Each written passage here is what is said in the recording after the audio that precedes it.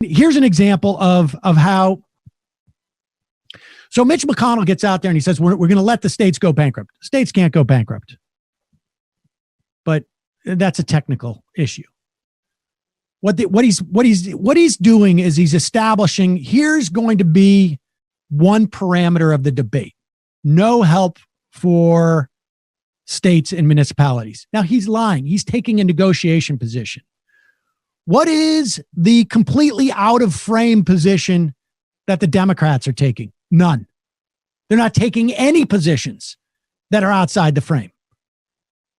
We heard Nancy Pelosi say they wanted only $250 million for the PPP. That was our idea, the PPP. We got $380 billion. Well, surprise, surprise. The Republicans would have taken $380, of course. Why wouldn't they? They don't care about spending right now. The money was going where they wanted it to go. The Democrats need to start taking positions outside the frame. Now, why is Mitch McConnell out there saying we're going to give no money to states and municipalities? Why? Because he knows that they will give money and he wants to give them on certain terms. He wants there to be strings attached. What are those strings? On cue, here's Newt Gingrich giving you a little clue as to what those strings will be. This is the way they introduce these ideas. Here's Newt Gingrich. This is going to be the compromise position for Mitch McConnell. Clip number 5. I do think with the dramatic decline in the economy, the dramatic decline in the tax revenue and the rise in various other costs, probably some kind of bridging amount makes sense. But I would be deeply opposed to a bailout. If you look, for example, at Illinois, which has the worst pension system in the country, grotesquely overcommitted, I don't think the rest of America should bail out the politicians in Illinois who've made a total mess of their state pension fund. So let's distinguish between a bailout and a bridging amount of money. And let's also say that states that are really out of line need to reorganize what they're doing, get their act together if the federal taxpayer is going to bail, send them money. I don't think we should automatically assume business as usual. If they're showing up hat in hand and saying, give me the money, we had to say, fine, give us the reorganization so you're not going to get back in this shape again. Boom.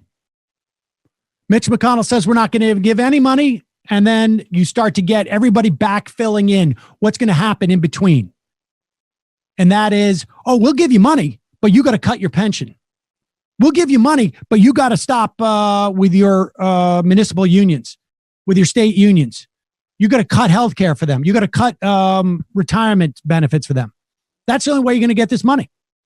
Quite remarkable to listen to Newt Gingrich basically say what we say on the left with regards to bailing out the cruise lines and the airlines. That's right. That's right. And the bottom line is that what is the Democratic position on this? I mean, I spend all day reading about this stuff. I haven't seen a single talking point, a single benchmark that has been articulated by Biden,